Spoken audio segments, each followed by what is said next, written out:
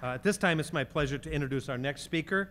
We are very pleased to have with us today Mr. Jeff Malehorn, CEO and President of the World Business Chicago. World Business Chicago works for the attraction, expansion, and retention of companies to the Chicago area. As its leader, Mr. Malehorn leads the implementation of the Plan for Economic Growth and Jobs. That was in caps, so that's the title of the initiative, which is the outline for the city's overarching economic development efforts. So I think you see us exploring all these notions that in each of the presentations.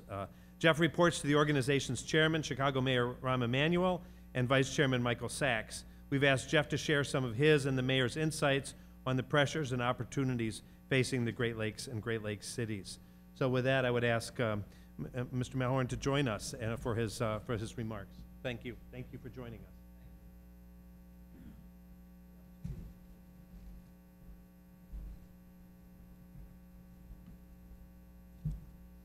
First of all, I want to thank the Commission for the opportunity for us to host here in Chicago and the state of Illinois. It's a real pleasure.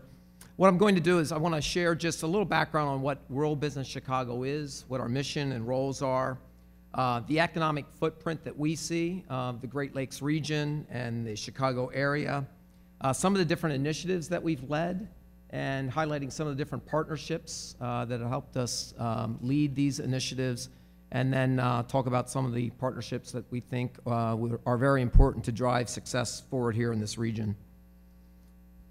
First of all, World Business Chicago. So our mission is to drive growth, to drive economic growth here in the region, and we really do this through three primary roles. We lead the mayors and the cities and regions plan for economic growth and jobs, which I'll touch upon later.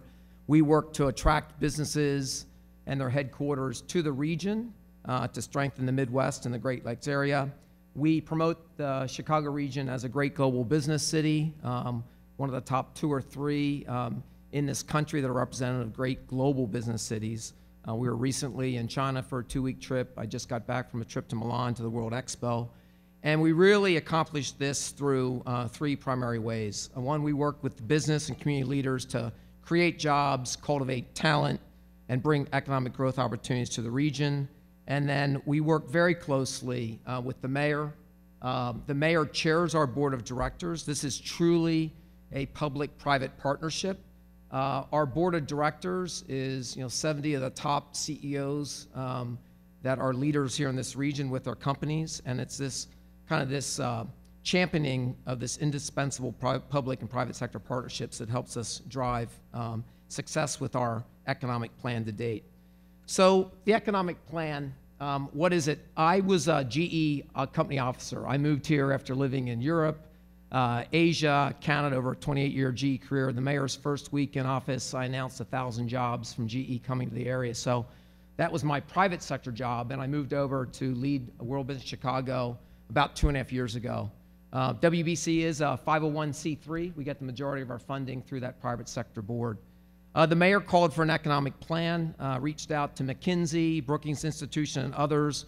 He wanted the plan to be very inclusive, kind of a living dynamic strategy. Think of it as not as a comprehensive investment plan as where to spend every dollar, but more of a North Stars. Where should we be investing, top areas to invest as a region to drive growth in GRP, employment, productivity, income, and wages.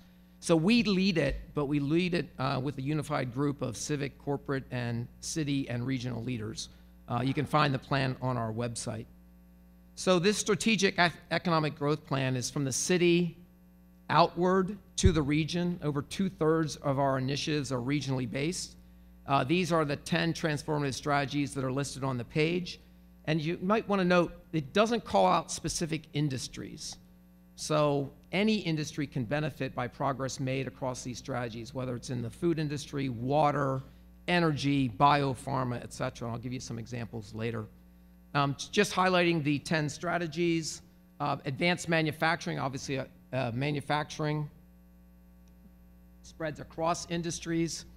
Chicago notably has the most diversified economy as it relates to industries. No more than one sector represents more than 14% of our economy. So we've got a breadth of industries that benefit from manufacturing focus.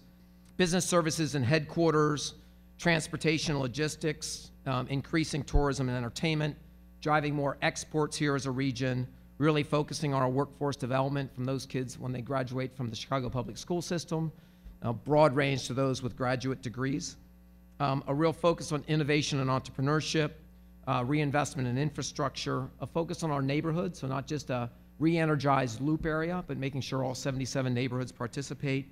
And lastly, focusing on the business environment, ways the city and government can streamline businesses' processes to make it a more business-friendly area.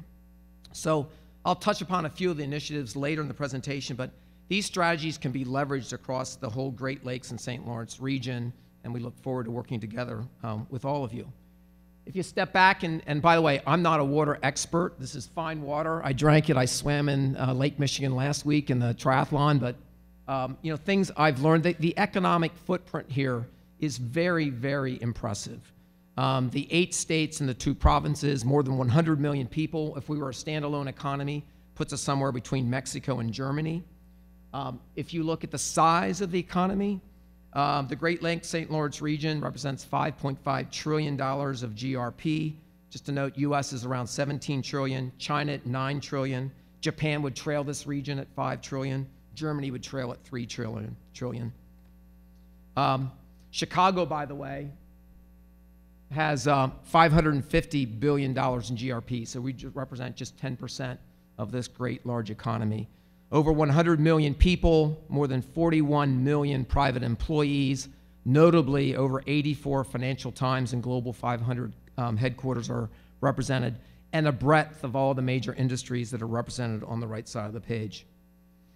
We look at, this is from the mayor through the governor and all of our regional leaders, as the lakes as a tremendous, tremendous economic resource, full stop. Mayor talks about it all the time, talks about not only the lake and the reinvestment in the lake, but now as we're building out the Chicago River as the next great tourism destination for all the great tourists that visit our region that are potentially people that can bring businesses to the region as well. So the lakes represent 22% of the world's freshwater supply and over 84% of the U.S.'s fresh surface water. Interesting to note, and things you know, I didn't know until preparing this presentation, but you know, there's only, if you look at the major lakes regions, this is the only lakes region that's represented with great global cities bordering it. Not only global cities, but great powerful cities that rim this lake versus other lake regions in Africa and Russia that don't have that same type of economic footprint. So the North American Great Lakes are uniquely positioned for continued growth and investment. Now just kind of focus on the region and then the Chicago area and makes a few transitions. So the Great Lakes, connectivity and location make this region a critical shipping hub and economic center. First, the Great Lakes St. Lawrence waterways. More than 100 ports and commercial docks are located within the 8 Great Lakes states and the provinces of Ontario and Quebec. More than 160 million tons of waterborne cargo is transported through this region or overseas annually. If we then focus on Chicago as an intermodal shipping hub with multiple shipping modes, including rail, truck, and water, Metro Chicago is the largest point of origin and termination for intermodal shipments in the United States. Between 1/4 and 1/3 of all U.S. freight originates, terminates, or passes through our 7-county region. Freight cargo traffic, including the region's rail, truck, intermodal facilities, increased 26% since 2009, and we expect freight demand to double nationally in the next 20 years. If you focus on Chicago, the metro areas, we've got, from a transportation perspective, we have 7 interstate highways that across the region. We have 6 of the 7 Class 1 railroads.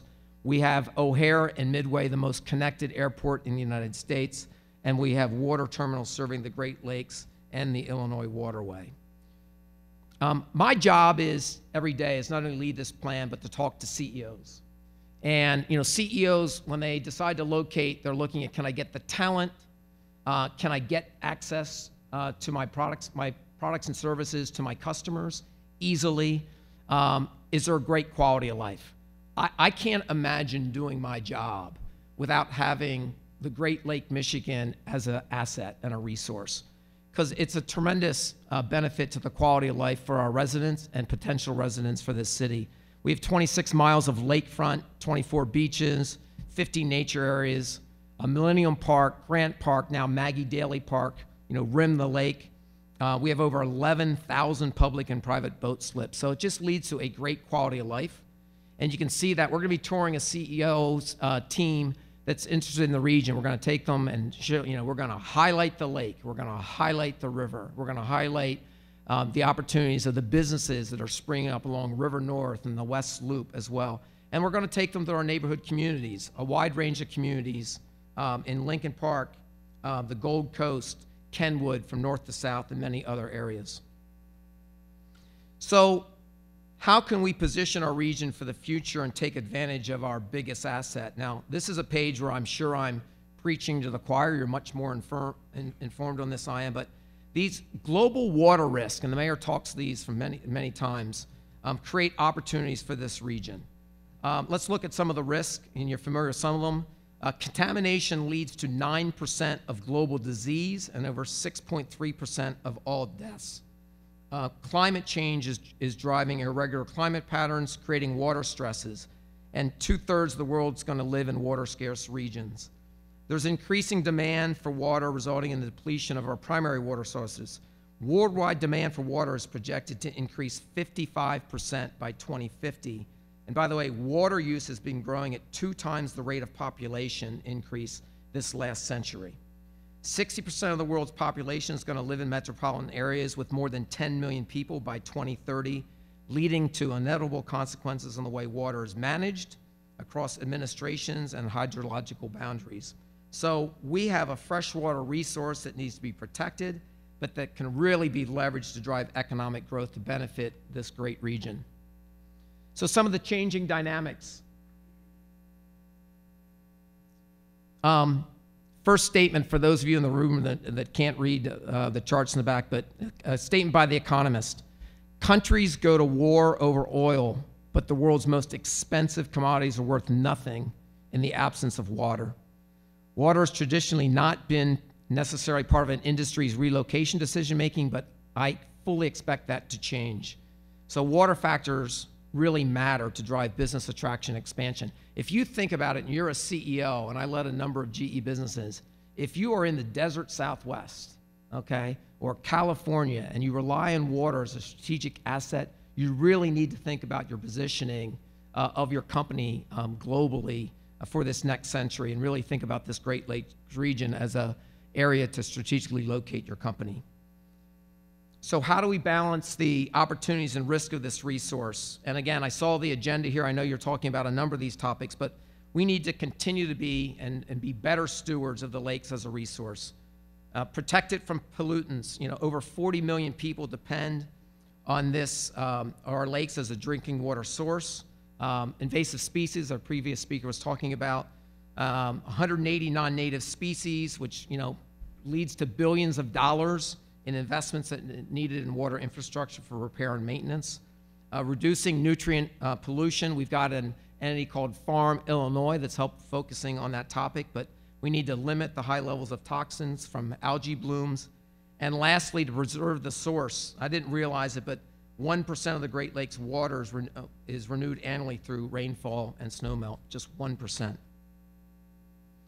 So when I talk about World Business Chicago and the work that we do, it's all about partnerships, and I really commend this commission. This is complex. I look at this like pulling together our National Lab for Digital Manufacturing.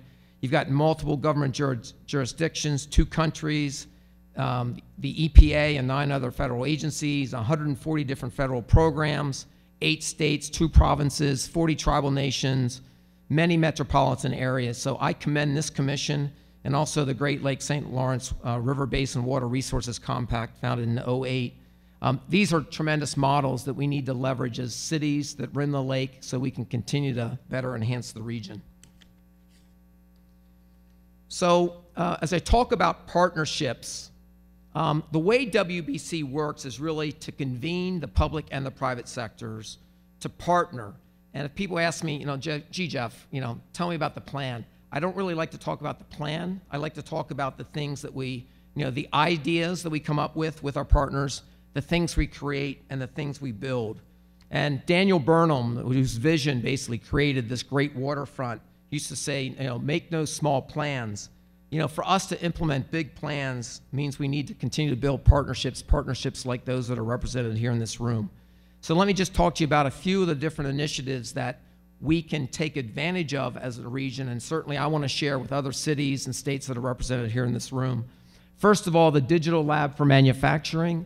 This is President Obama's digital lab that he called for, a number of manufacturing institutes. In 2013, World Business Chicago with other leaders worked together to form UI Labs. It started with the University of Illinois. UI Labs is now universities and industries. We pulled together over $250 million from the private sector, from universities, and matched a $70 million Department of Defense grant and won the country's Digital Lab for Manufacturing. I'd love the commission to see it sometime. It's right here on Goose Island. There's robust programming that we're starting to build there.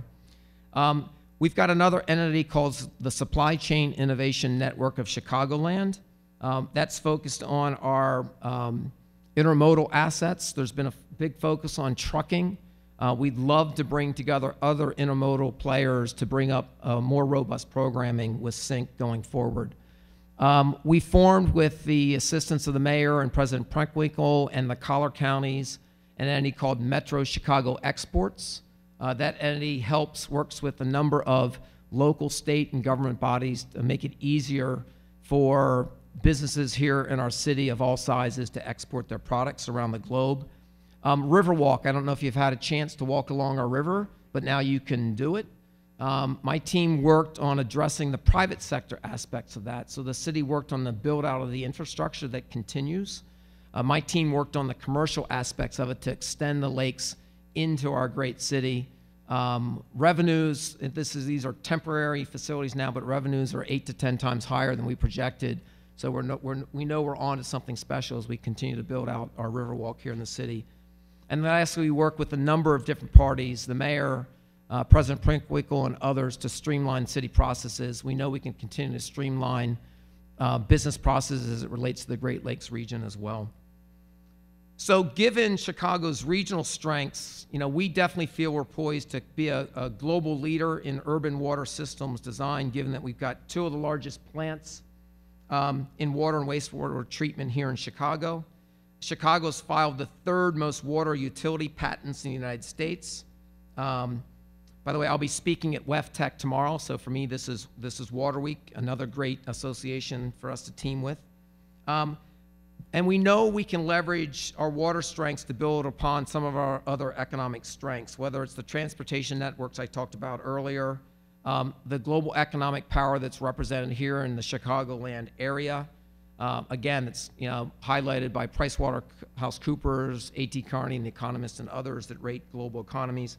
We have great talent here. 150,000 students a year are graduating from our universities, and they could be deployed in great industries to focus on some of the challenges that are highlighted here in this room over your course of your program.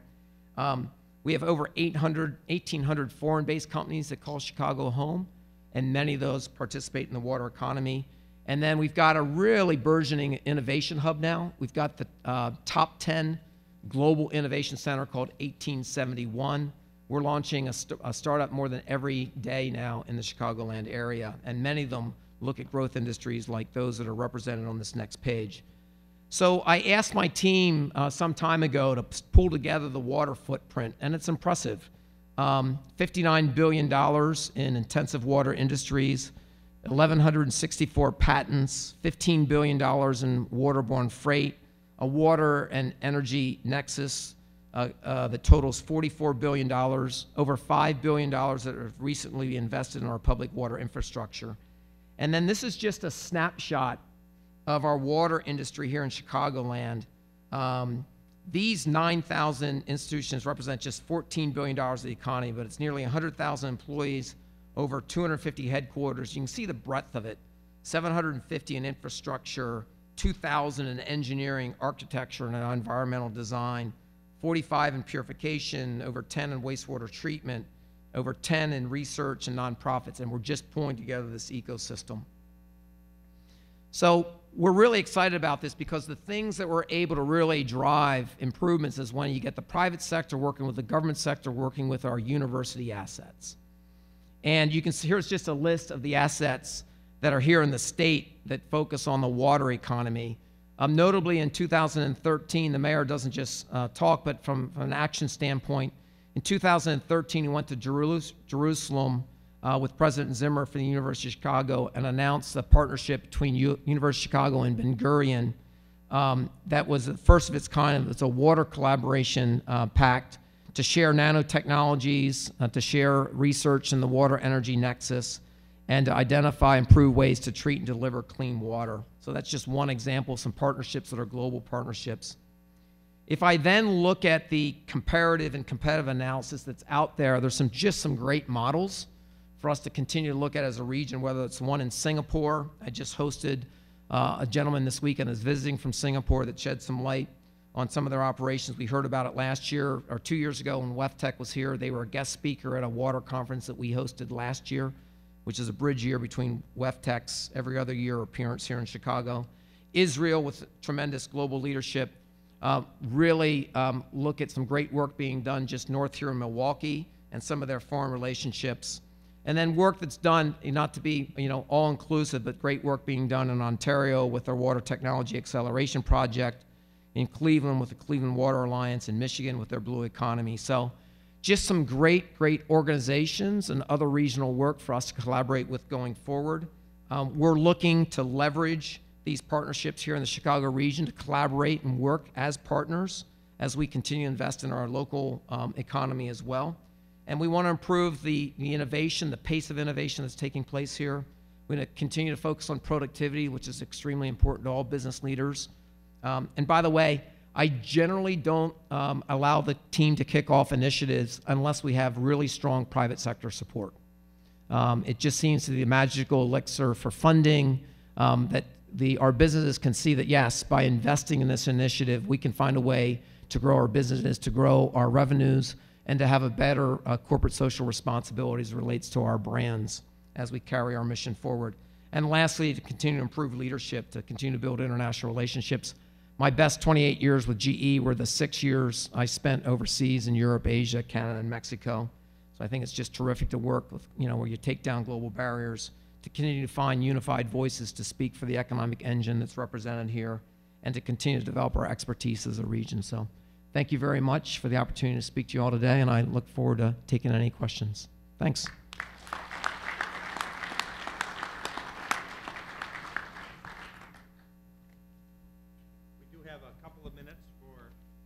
We do have a couple of minutes available. If you have a few minutes, Sure if do. there are any questions from the commissioners, start there. I have one, but I'll defer to my colleagues first. Jim? Oh. First of all, fantastic talk. That was very interesting and a great synthesis of what you're doing here in Chicago. Impressive. I have a question concerning a term you use, water footprint. Mm-hmm. And it's something that if you Google water footprint, you get a number of sites talking about, you need 1,100 gallons of water to make a gallon of apple cider, for example, or how much for an egg.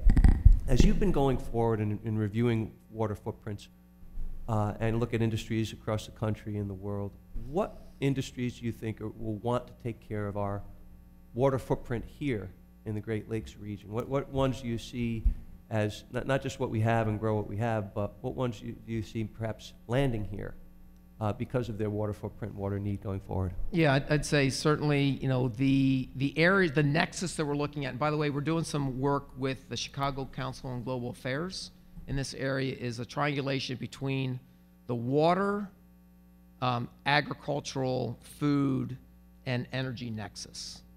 So we stepping back and trying to take a look at the broader footprint and industries that, basically companies that participate in any three of those industries. Certainly chemicals, certainly the food industry.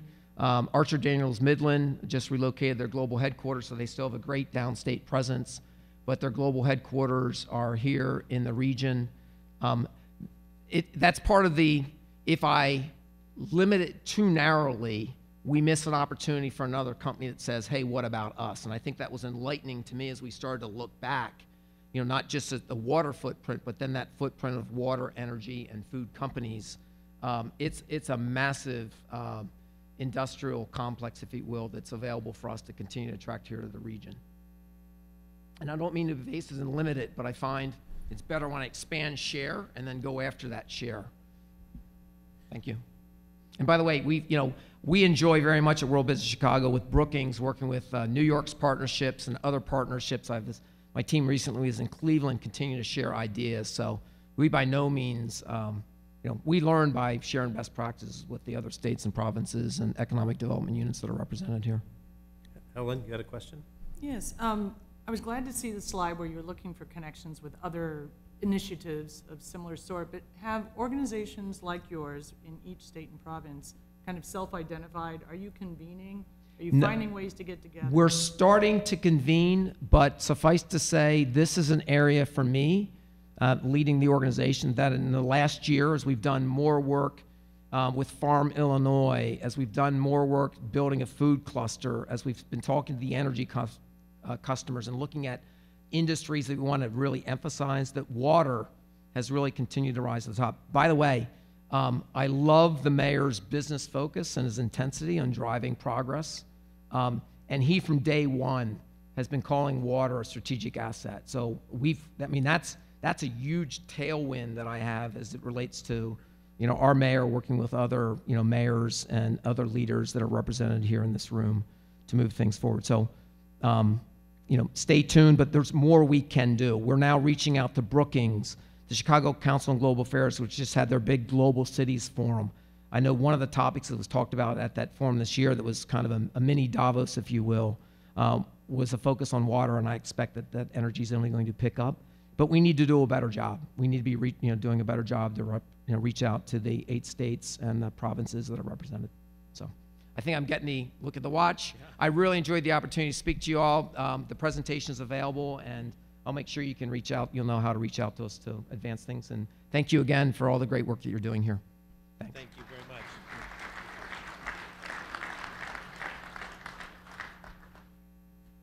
Again, thank you for a wonderful presentation. I think understanding and really driving towards further strategic integrations between all the great efforts happening here in the Chicagoland area, in what's happening in Quebec, what's happening in Michigan, what's happening in Milwaukee. I think there's a lot of opportunity for us as we move on ahead, and I know I've missed a number of regions. That's always the problem when you start enumerating regions, but we do continue to look forward to work together. So, Jeff, thank you again for a great presentation, and we look forward to long partnerships together.